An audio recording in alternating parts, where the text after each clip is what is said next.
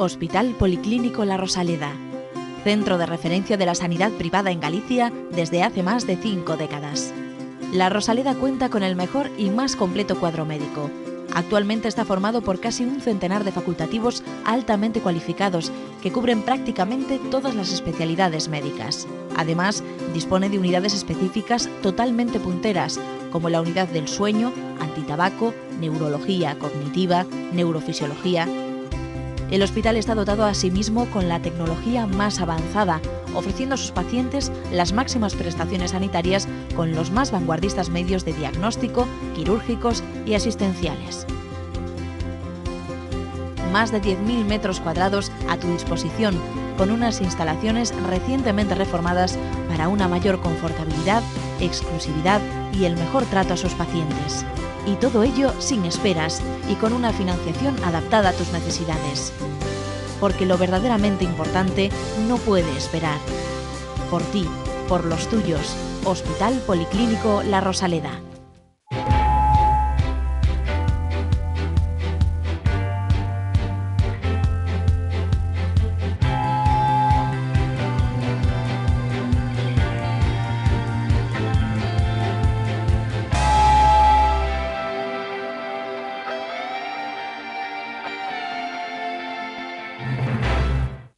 Hola, ¿cómo están? ¿Bien? No saben ustedes cuánto nos alegramos aquí en Falando de Saúde, porque eso significa que además de escucharnos, nos hacen caso, no a nosotros, sino a nuestros invitados que suelen saber muchísimo y por eso los traemos para que nos cuenten cosillas de cómo conseguir que ustedes vivan más y mejor, que es nuestro objetivo fundamental. Bueno, y después de saludarles a ustedes y agradecerles que estén ahí, María, bienvenida. Muchas gracias. Ya saben ustedes que mi querida compañera María Almodóvar es la que manda aquí. Como en todas partes, mandan las mujeres. Así que lo primero es preguntarle qué vamos a hacer hoy. María, ¿de qué vamos a hablar hoy? Eso es lo que me haces creer tú a mí, tienes talento, Ignacio. Pues hoy lo que vamos a ver es, hacemos una entrevista a una médico de La Rosaleda. Además, los espectadores formularán sus inquietudes sobre recuperación de accidentes de tráfico. Por otro lado, el doctor Ignacio Balboa volverá con una de sus explicaciones, en este caso hablará de la intolerancia a la lactosa. Y para finalizar aprenderemos a hacer unos ejercicios para fortalecer los hombros con Fátima Conles, fisioterapeuta de La Rosaleda. Pues ya ven ustedes lo que hay, variadito. Ya saben, como cuando vamos a los restaurantes y nos dicen de postre, un variadito, pues eso es lo que tenemos aquí hoy. Y vamos a hablar de un asunto que realmente se cobra todavía muchas muertes en nuestro país. Y cuando no son muertes, suelen ser secuelas, muchas de ellas de una gravedad extrema. Estamos hablando de los accidentes de tráfico, eso que ocurre de vez en cuando, con más frecuencia de la que sería de desear, y en muchos casos, en una gran cantidad de ellos, relacionado no solo con las tonterías que hacemos al volante, sino incluso lo que hacemos antes de ponernos al volante. Por ejemplo, beber de más, o meternos alguna sustancia tóxica que lo que hace, en definitiva, es entorpecer la labor de conducir, poniendo en riesgo nuestra propia vida y, sobre todo, la de los demás que no tienen la culpa de nuestras tonterías. Bueno, pues ya saben ustedes que lo que ocurre cuando hay un accidente de tráfico es que hay una serie de cosas que se pueden y otras que no se pueden o no se deben hacer. Y para eso tenemos a una persona que está harta de venir aquí. Bueno, no es verdad, le encanta venir y a nosotros también que venga, que es la doctora Silvia Rodríguez, que es la responsable de las urgencias del Hospital Policlínico de La Rosaleda. Es ya pues nuestra asesora áulica en temas de urgencias. Silvia, bienvenida. Un placer, realmente me encanta. Silvia, la primera en la frente. ¿Sigue siendo tan grave el asunto de los accidentes de tráfico a pesar de que recomendamos, de que aconsejamos? La gente sigue haciendo tonterías al volante, ¿verdad? Pues sí, efectivamente, hombre, afortunadamente las estadísticas nos hablan de un descenso en la accidentabilidad de tráfico, pero realmente sigue habiendo mucho accidente, tendría que bajar mucho más, y siguen siendo cada vez, además los que hay, cada vez más graves, y la mayoría efectivamente por imprudencias, por lo que tú has comentado, pues alcohol, etcétera, etcétera. Sí. ¿Y cuáles son, de lo que te llega a las urgencias, donde ya llevas unos cuantos años trabajando, cuáles son las lesiones que con mayor frecuencia se ven? Pues mira, imagínate, precisamente por el mecanismo de un accidente de tráfico, lesiones son posibles absolutamente todas. De hecho, a veces te sorprende alguna de ellas. Pero indudablemente la que se lleva la palma, la que es mayoritaria en todos los sentidos, es las lesiones cervicales. Y digo lesiones cervicales porque, bueno, hay una gran gama en ese sentido, pero sobre todo el cuello es el que más...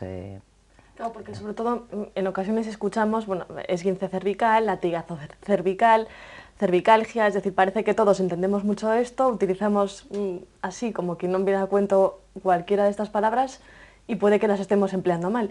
¿Qué diferencia hay entre cada una de ellas? Pues mira, no las usáis mal solo la gente que no está dentro de la sanidad, la usamos también mal nosotros. Sí, de verdad, o sea, muchas veces ves el diagnóstico, latigazo cervical, o cervicalgia, y bueno, veremos que cada cosa tiene su terreno. El latigazo cervical realmente es un mecanismo de producción del accidente, o sea, es un mecanismo de transferencia de energía por una aceleración, desaceleración brusca del cuello. Esto ocurre sobre todo en las colisiones por alcance, sí, en las colisiones por detrás, pero también en las laterales y en los volcamientos, porque date cuenta que una parte que queda libre y que tiene que quedar libre porque necesitamos mover la cabeza para ampliar el campo de visión es el cuello, con lo cual con los movimientos bruscos esta transferencia de energía puede causar tanto lesiones óseas como lesiones de partes blandas. Lesiones óseas, entendamos fracturas, luxaciones, que es cuando se sale un hueso de su sitio, y de partes blandas, por ejemplo, el esguince cervical, que todos sabemos, sobre todo porque bueno, el más normal es el de tobillo, el de rodilla, es la distensión de ligamentos que a veces llega incluso a la rotura. Hay el latigazo cervical como mecanismo de acción de estas lesiones no debería ser un diagnóstico. Ya sea, pues nos es muy cómodo poner latigazo cervical, porque esto incluye, ya ves, un montón de posibles lesiones. Digamos que el latigazo sería el mecanismo a través del cual se producen las lesiones. Efectivamente, efectivamente. De ahí luego hay que sacar el diagnóstico. Ya. Diagnóstico, efectivamente podemos ver en las imágenes cómo ese movimiento brusco de la cabeza es la que realmente transfiere esa energía al cuello, y de ahí podemos tener desde lesiones óseas, por ejemplo un aplastamiento vertebral cuando hacemos un movimiento brusco hacia abajo muy fuerte, o lo más normal, distensión de los ligamentos y contracturas por distensión muscular. El cuerpo es muy sabio, yo siempre se lo digo a los pacientes para que lo entiendan. Precisamente la musculatura se contrae para evitar que el cuello pues salga disparado. Esa contractura a veces queda de esa manera, es decir, se cronifica, que es lo que veremos que es lo que más hay que incidir para tratar. Esto es lo que después va produciendo las lesiones. Como decimos a veces cuando no queremos puntualizar mucho, cervicalgia postrauma. Cervicalgia significa dolor de cuello. Está claro. Punto. Evidentemente, cervicalgia postrauma es un dolor de cuello, después un traumatismo. Sí, pero ¿y qué hay? Hay una fractura, hay un esguince cervical, que bueno, ahí también hay un amplio tal, pero bueno, posiblemente sea un poquito más específico hablar de esguince cuando solo las partes blandas son las que están... Silvia, el motivo por el cual es tan frecuente es por la especial anatomía delicada que tenemos en el cuello, que tenemos en un trocito así un montón de vértebras, la musculatura tampoco es excesivamente potente, aunque si se fijan ustedes los que corren en Fórmula 1 tienen unos cuellos tremendos porque trabajan específicamente esa porción, porque ellos aceleran y deceleran a una velocidad tremenda. ¿Es precisamente por esa característica anatómica por lo que es tan frecuente y es tan delicado? Sí, es por eso, pero también, si te das cuenta, cada vez se amplía más la gama de mecanismos de seguridad. Sí. Airbag, cinturón, pero es que esa parte del cuerpo no podemos fijarla. Si nosotros llegáramos, bueno, ya ves que se ha puesto obligatorio el respaldo alto, o sea, para protegernos del movimiento brusco, exactamente, pero no podemos fijar la cabeza, pues la fijamos, no podemos movilizarla para ver. Entonces, anatómico, pero también porque las medidas de seguridad no pueden abarcar hasta ese punto.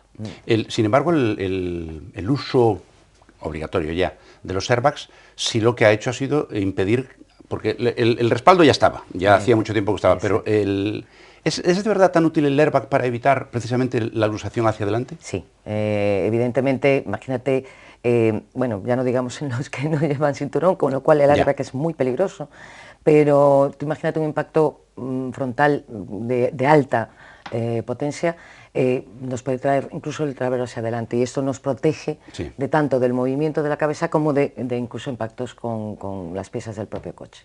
Sobre todo porque además podemos sufrir pues un latigazo cervical no solamente en un accidente de tráfico, sino a lo mejor en un parque de atracciones. Efectivamente, ¿no? ahí bien, estamos hablando de los accidentes de tráfico, pero es que el latigazo cervical y por tanto las lesiones cervicales no solo se producen en los accidentes de tráfico, se pueden producir efectivamente en los parques de atracciones, se pueden producir en las zambullidas, lo que tanto está saliendo ahora por la tele, de los chavales que se tiran al agua en sitios tal. De hecho, de ahí vienen muchas de las lesiones, porque claro, hablamos de fracturas cervicales, muchas de ellas son inestables, con lo cual hacen que se desplacen las vértebras y que se produzca una lesión medular. Lesión medular que a esta altura produce una parálisis de toda la parte inferior del cuerpo, o sea que hablamos de una tetraplegia, una cosa muy grave. Entonces, efectivamente, pues esos accidentes deportivos de muchos tipos, sí, puede producirse en muchas otras. Silvia, hay una cosa que a mí me preocupa especialmente.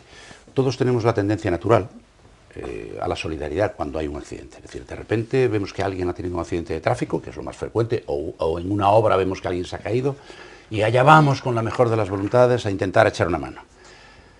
Y a veces, con la mejor de las voluntades, pues ya saben lo que ocurre. ¿Qué es lo que no hay que hacer en ningún caso cuando atendamos a un paciente que ha sufrido un traumatismo y que potencialmente, por el tipo de accidente, puede tener afectada alguna parte, sobre todo la cervical? Mira, parece mentira, pero ese es un tema que se lleva hablando muchísimo tiempo. Y seguimos haciéndolo. Seguimos. Evidentemente los nervios, la adrenalina, el tal te hace querer actuar y efectivamente muchas de las lesiones, muchas de lo que luego trae consecuencias son producidas no por el accidente en sí, sino por lo que se hace una vez producido el accidente. Indudablemente, fundamental, fijar el cuello. Si os fijáis, en las ambulancias, incluso aunque de entrada no haya un daño cervical de entrada, se le pone un collarín. Entonces, fundamental la inmovilización del cuello, y siempre que movilicemos al paciente, procurando que no se movilice ningún tipo el cuello, pues fijándolo con algo, si no tenemos un collarín, o incluso entre varias personas, pues traccionando de la cabeza de tal manera que no produzcamos ningún movimiento brusco, porque no sabemos si hay realmente una lesión inestable de la columna que pueda producir un daño medular. Entonces, fundamental. Si podemos no hacer nada hasta que vengan profesionales, mejor. Evidentemente, un coche que se va a incendiar o demás, pues sí, tenemos que intentar, pero entonces intentar la sustracción del paciente, del accidentado, eso, sin movilizar la columna lo menos posible. Ahora que habla del collarín, parece que hay, bueno, opiniones para todo, ¿no? Que antes se utilizaba mucho, que era muy recomendable, ahora parece ser que dicen lo contrario, que eso lo que hace es fijar todavía más, bueno, pues una contractura que se pueda tener. ¿Qué ocurre? ¿Está totalmente descartado o no, en este caso, como cuando alguien sufre un accidente y lo inmovilizan, le ponen el collarín por sistema? Pues mira, has tocado un tema muy importante. A ver, en el propio accidente sí que se debe poner el collarín por sistema, salvo que solo esté afectadas las extremidades inferiores, pero por sistema debe ponerse, sobre todo hasta que no descubras que efectivamente no hay ningún daño cervical. O sea, y esto solo se puede hacer en un hospital, con una radiología, con una exploración específica, e incluso en muchos casos, fíjate que no nos llega la radiología y tenemos que pedir un TAC. Entonces, ¿qué pasa después? Si has hecho ahí, la verdad, que una pregunta importantísima, porque hay gente que dice, no, es que me tiene que poner un collarín porque yo un collarín estoy muy bien.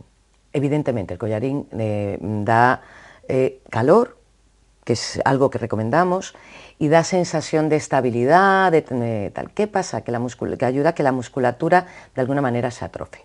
Entonces, collarín, sí y no. Collarín cuando el médico lo indique, es decir, hoy en día, porque antes nosotros mismos estábamos, bueno, entre dos aguas. ¿Qué hacemos? Cada día estamos más, digamos, profesionalizándonos más en ese tema, y sabemos cuándo debemos indicarlo y cuándo no. Y si te das cuenta, hoy en día se insiste mucho que 3 días, 5 días, no mucho más, salvo, evidentemente, que haya una fractura en lo que a lo mejor hay que tener un collarín un mes, ¿de acuerdo? Pero en el típico esguince cervical o cervical, digamos, trauma, Sí. pues collarín, sí, posiblemente, si el médico ve que, hombre, que está un poco afectado, pero durante pocos días. Desde luego no más que los días que le indica el médico, y normalmente siempre se hace un seguimiento pronto para decir, pues retiramos o lo dejamos. Es un arma de doble filo, a veces perjudica más de lo que beneficia. La verdad es que, después de oír a la doctora Rodríguez, a uno le quedan pocas dudas de lo que debemos hacer cuando asistimos a un accidente de tráfico o de cualquier otro tipo y donde potencialmente pueda estar afectada una zona como la zona cervical. Seguir el viejo principio de la medicina clásica, primum non nocere, lo primero, no hacer daño. Así que si no sabemos qué hacer, estar quietecitos y esperar que venga un profesional que generalmente suele saber muy bien lo que hacen. Que, por cierto, una de las mejores cosas que tenemos ahora mismo en Galicia es precisamente la asistencia de la urgencia médica en general y en este caso en particular de los accidentes de tráfico. El 061 que funciona de maravilla y que, por cierto, también ahora el hospital donde la doctora Rodríguez atiende las urgencias ha montado un dispositivo para atender accidentes de tráfico. ¿Es así, verdad, Silvia? Sí, efectivamente. Bueno, nosotros en el Hospital La Rosaleda atendemos patología traumatológica desde que abrimos las puertas. La prueba es de que el colectivo de especialistas más numeroso y además con mucho es el de traumatólogos en el Policlínico. Pero efectivamente este año hemos firmado un convenio con el 061 para la derivación de los accidentes de tráfico al Policlínico La Rosaleda. Esto ya se había hecho en otras comunidades, es decir, en esto no hemos sido pioneros y se ha visto que funciona. ¿Y cuál es el objetivo de esto? Bueno, por un lado, evidentemente, descargar la masificación que tiene el hospital, los hospitales públicos en general, no solo el nuestro, los hospitales públicos en general. Y sobre todo porque en caso de un accidente de tráfico, lo ideal es estar en aquellas manos en las que nos puedan, digamos, ofrecer y cubrir nuestras necesidades. ¿A qué me refiero? Desde luego, en un servicio de urgencias se hace un estudio general del paciente, tan pronto llega, y digamos que descarta sobre todo lo más urgente, lo que puede comprometer tu vida o lo que hay que tratar de urgencia, pero a veces no te permite el estudio global del paciente, con lo cual debe ser valorado por un traumatólogo en un breve espacio de tiempo. Esto, pues en los hospitales públicos es imposible, porque no hay un traumatólogo para la cantidad de pacientes traumatológicos que tienen. En un centro como el nuestro, pues tan pronto son vistos en urgencias, ya se genera un protocolo en el que se llama al paciente al día siguiente o al otro día para darle cita en el plazo no mayor de una semana para el traumatólogo y ya se está generando la consulta con rehabilitación o fisioterapia en el caso dependiendo de la patología del paciente. Con lo cual, efectivamente, efectivamente 061, fantástico, la verdad que hacen una labor encomiable. Y bueno, y nosotros ahora intentamos poner nuestro granito de arena en el tratamiento y sobre todo el intentar evitar las secuelas que puede dejar los accidentes de tráfico. Me gustaría dejar una cosa muy clara. Evidentemente, el Policlínico de La Rosaleda es un hospital privado. Pero eso no quiere decir que al señor que ha sufrido un accidente y le trasladan al Policlínico de La Rosaleda vaya a tener que pagar él, ¿verdad, Silvia? Efectivamente. Todo, a ver, indudablemente hay algunos que están sin seguro, bueno, claro, eso ya... pero bueno, los accidentes de tráfico van a costa de los seguros de tráfico. Sí, las mutuas seguros de accidentes. Entonces, realmente, es más, fíjate, nosotros porque ahora hemos firmado este convenio, pero nosotros llevamos viendo accidentes de tráfico toda la vida, y te digo además un detalle, yo ahora, a raíz del convenio, estoy haciendo pues un estudio, tengo digamos un banco de datos en el que voy viendo cómo va la evolución, cuánto número de pacientes tenemos, y hay una cosa en la que he incluido en el estudio, que es cuántos pacientes traídos por el 061, es la primera vez que pisan el hospital policlínico, y cuántos pacientes que vienen por su propio pie después de haber sufrido un accidente de tráfico son ya conocedores de nuestro hospital. Y efectivamente, los que son tratados por el 061, un porcentaje muy grande es la primera vez que pisan nuestro hospital. Sin embargo, aquellos que vienen por su propio pie porque han tenido un accidente que no tuvo grandes consecuencias, pero que luego sufren dolor cervical o que le duele algo o que les preocupa algo y que ven que realmente tienen alguna lesión, esos ya tienen varios episodios. Ya.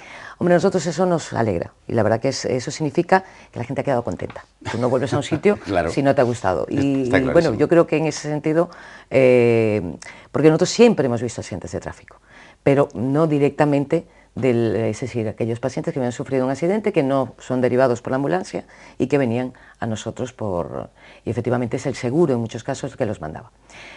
Anteriormente, cuando iban al hospital, la verdad que te daba un poco de coraje el ver que había pacientes que luego venían al policlínico, porque luego terminaba mandándolos el seguro, pero después de 3-4 meses, de claro que no les daban cita en el traumatólogo, que no habían empezado rehabilitación, con lo cual evidentemente las lesiones se cronifican, no se han tratado a tiempo y las secuelas son más, se presentan con mayor probabilidad. Ha mencionado la doctora Rodríguez un capítulo importantísimo que viene después de la atención médica, que es la rehabilitación. Y me parece, si no me equivoco, que tenemos un pequeño vídeo a ese respecto, ¿verdad, María? ¿Tenemos? Tenemos, así que vamos a verlo, si te parece. Perfecto. Tras un esguince cervical, y siempre y cuando el traumatólogo nos lo permita, podríamos empezar a realizar ejercicios de movilización cervical. Siempre debemos de tener la precaución de los vértigos y los mareos. Los ejercicios estos que vamos a explicar no deben de molestar en ningún momento. Se puede denotar pues, cierta sensación de tensión o una leve molestia, pero en ningún momento ni dolor ni sensación de mareo, ni anterior ni posterior. Vale. Lo primero sería, lo mejor, realizar ejercicios pequeños de flexión hacia abajo, como llevando, la referencia sería el mentón al esternón, como si quisiésemos pegarlo. Se puede notar cierta sensación de tensión por la zona posterior, pero nunca molestia. Siempre llegaremos al límite que nos permita pues nuestra molestia. Lo ideal sería repartirlo en una batería de ejercicios de 3 veces al día, 10 repeticiones, por ejemplo, cada uno. Este sería uno, que es el de flexión.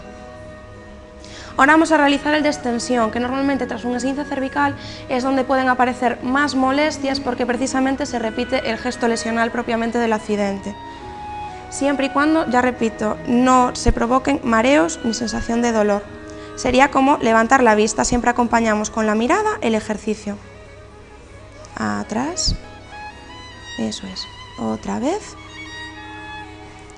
Lo ideal será realizarlos sentados para así no compensar con otras zonas del cuerpo y siempre frente a un espejo, porque así nos sirve de referencia conforme no vayamos pues, engañándonos con otras partes del cuerpo. Hacia aquí en extensión y hacia aquí en flexión.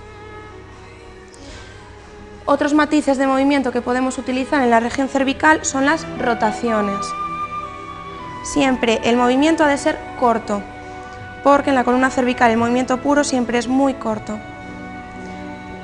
La idea sería, para tomar la referencia, llevar el mentón hacia el hombro, pero nunca sin inclinar la cabeza. De esta manera ayudaremos pues, a mantener todo lo que es la movilidad tras el accidente.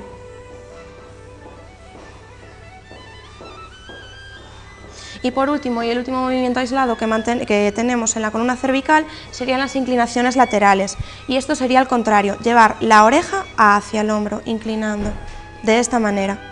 Siempre debemos de tener cuidado pues que el tronco no se incline ni se baje hacia un lado y hacia el otro.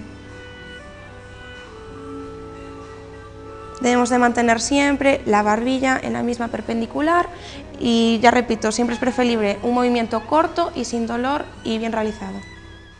Hay un elemento más antes de pasar a las preguntas de los televidentes que tan amablemente nos envían, haciéndole caso a María, que es lo que hay que hacer en este programa, hacerle caso a ella.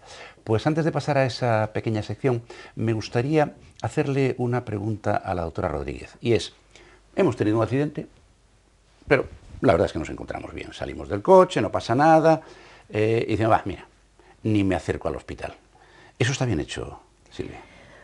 Sí, no, me explico. Evidentemente, si hemos tenido un accidente y no tenemos ningún tipo de, no hemos llevado un golpe, no hemos, o sea, el tener un accidente de tráfico indudablemente no significa que vayamos a tener una lesión. Afortunadamente, muchos de ellos se salvan sin ningún tipo de alteración, pero si tenemos algún síntoma, sí que debemos acudir y no esperar, porque muchas veces lo que empieza siendo una molestia cervical, en poco plazo de tiempo se vuelve una contractura que luego cuesta mucho más tratar y que cuesta. Entonces, sí tenemos, porque tú has dicho algo simpático y aprovecho para...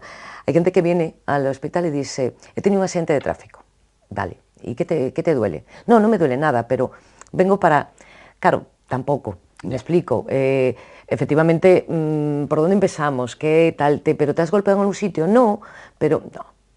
Bien, en ese caso no. Ahora, si tenemos alguna molestia, sí, porque además en caliente, hasta las fracturas no pasan desapercibidas. Es cierto. Efectivamente. Sí. Con lo cual, si nos duele algo, sí que tenemos que valorarlo, porque a veces nos llevamos sorpresas. A veces algo que pensamos que es totalmente banal, resulta que tiene por detrás una lesión mucho más grave. Pues ahora le toca a las preguntas de nuestros telespectadores, ¿verdad, María? No te equivocas, te lo tienes bien aprendido.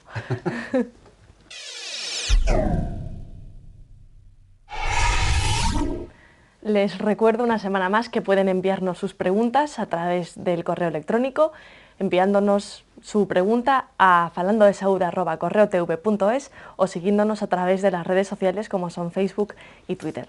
Doctora, empezamos con la primera.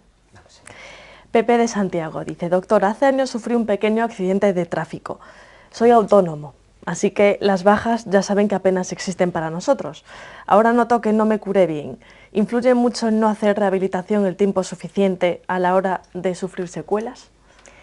Pues sí, efectivamente, fíjate, hay un mito en torno al esguince cervical o las lesiones cervicales en general de la accidente de tráfico, que es que una vez sufrido ya no te va a pasar nunca. Eso está muy generalizado. Si es tratado desde el primer momento correctamente, te sueles curar sin ningún tipo de molestia. Lo ideal en estos casos, y efectivamente pasa mucho de verdad con los autónomos, que no hacen el reposo necesario precisamente debido a que, jolín, es que si no trabajan no ganan. Pero si a esto, a este no reposo que a lo mejor necesitas, le añades, y para esto, pues oye, la rehabilitación siempre se puede ajustar a horarios y demás, pues un poco de rehabilitación en el que pues le das algo de calor, algo de ultrasonidos, es decir, que le ayudas, evidentemente puede hacer que no quede ese dolor o ese... En la mayoría de los casos es porque no ha sido tratado desde el primer momento correctamente. La segunda pregunta es María de Ames, dice, pregunta si sigue existiendo mucho fraude con el tema de las bajas a causa del esguince cervical. Sí. Bien, sí. Sí, el problema es que la verdad que es un problema grave y además es un problema en el que pagamos justos por pecadores. Indudablemente la lesión cervical y sobre todo el esguince cervical, que es lo más frecuente, lleva consigo añadido una indemnización que el paciente quiere conseguir como sea. Hombre, la verdad que una vez que estás lesionado, pues por lo menos tal, pero hay muchos que efectivamente que sabes, pero es difícil, o sea, tú lo puedes indagar, hay gente que, porque bueno, el que tengas una resonancia normal y todo normal, tampoco indica que no tengas dolor, pero en muchos casos, efectivamente, como no indica que no tengas dolor, pues hay quienes lo tienen por encima de todo. Sí, la verdad que, y en esto deberíamos aprender a ser un poquito más todos, es decir, si alguien vemos que se está haciendo el tal, nos está perjudicando a todos, con lo cual es un tema complicado, sí. La verdad que ahí hay mucho, yo creo que hay mucho cuento, más que fraude, bueno, y sí, con ello fraude. Un poco de todo. Sí. Y me parece que ahora tenemos que ir a otro sitio, porque se han acabado las preguntas. ¿Y ahora qué toca, María? Pues vamos al cole, al examen de hoy.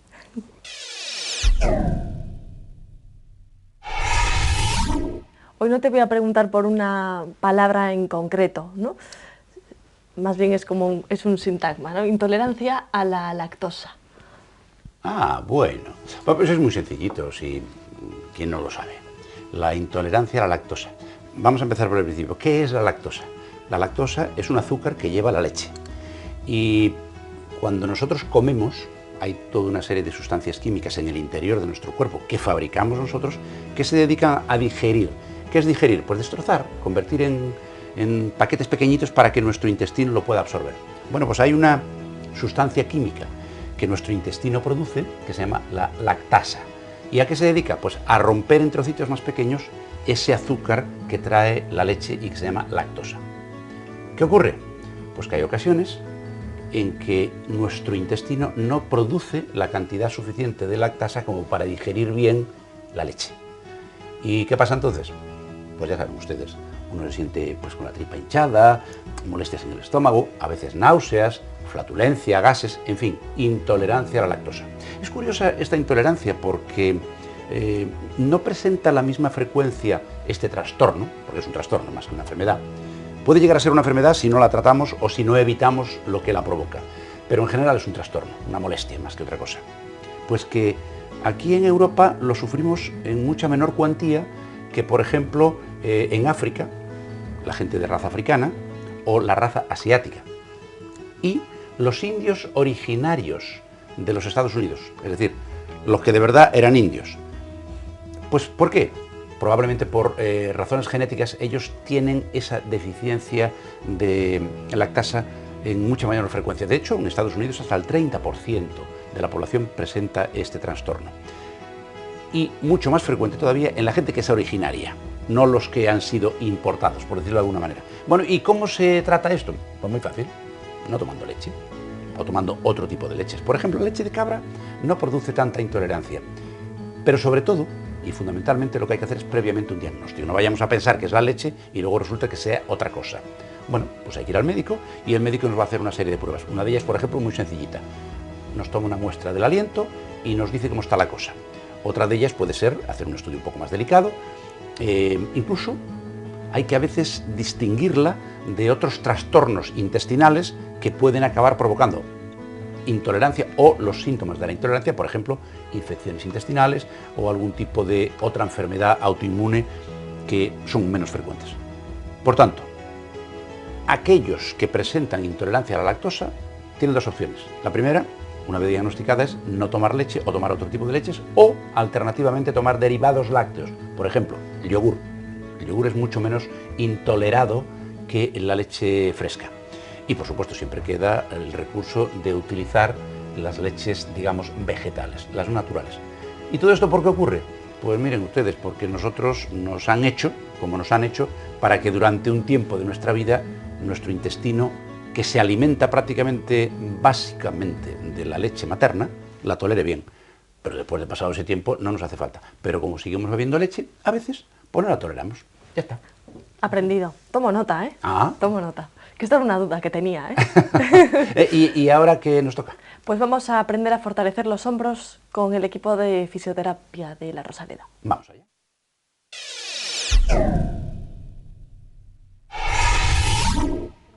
Ahora vamos a ver cómo se hacen unos ejercicios muy simples para la articulación del hombro. Se llaman ejercicios de Codman y normalmente los utilizamos para movilizar la articulación una vez que el hombro se ha lesionado de alguna manera y ha habido un periodo de inmovilización. Pues estos ejercicios vienen muy bien para elastificar todas las partes blandas y que la cápsula no se quede adherida y dificulte la movilidad. Entonces, a continuación vamos a ver cómo se realizan. Lo que pretendemos es que la cabeza humeral baje por el peso por la acción de la gravedad y del peso, y entonces se despegue la articulación. Lo que vamos a hacer es dar un pequeño impulso a la mano y luego tenemos que dejar que quede suelto, que quede, eso es, que el brazo quede muerto. Exactamente, se da un pequeño impulso y luego el brazo queda muerto. De hecho, notarás como que te pesa el brazo, ¿verdad? Sí. Vale, podemos hacer hacia un lado y hacia el otro también, vale, pero hay que dejarlo muerto, efectivamente, así. Bien. Bueno, pues ya ven lo que supone la rehabilitación, parte muy importante después de que hayamos tenido la desgracia de sufrir un accidente, en este caso de tráfico, porque eso nos va a permitir recuperarnos lo antes posible y volver a hacer la vida normal. Y se nos acabó el tiempo. Sí, nos da mucha pena, ya saben que nosotros estamos encantados de acompañarles mientras ustedes quieran acompañarnos. Así que empezamos con las despedidas. La primera, de nuestra invitada, que ya se está empezando a convertir en parte del mobiliario, la doctora Silvia Rodríguez. Silvia, muchísimas gracias. Muchísimas gracias a vosotros, es un placer estar aquí con vosotros, de verdad. Le tomamos la palabra, dice que es un placer, la volveremos a invitar para que nos explique más cosas de las que tiene que atender a diario. Y qué decirles de mi queridísima compañera María Almodóvar. María, muchísimas gracias una semana más. A ti, por supuesto. Hay que reconocer que tiene una paciencia, porque aguantarme a mí no es fácil. Y la de ustedes ya no le quiero contar. 6 años aguantándome, Dios mío, qué paciencia. Pero les voy a pedir que, por favor, sigan estando ahí, porque si no, nosotros aquí no pintamos nada. Así que les esperamos la próxima semana, si lo tienen a bien, y hasta entonces, como siempre, el mejor de mis deseos. Salud y suerte.